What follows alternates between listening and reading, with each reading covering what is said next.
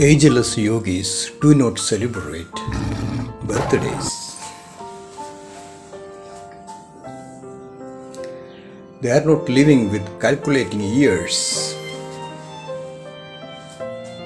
Their life is full of consciousness of supreme awareness or super consciousness.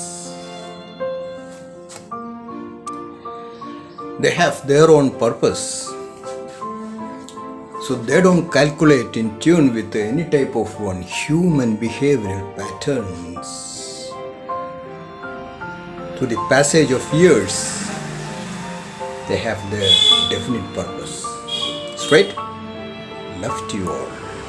Souls economy. Souls gathering. Highest frequencies.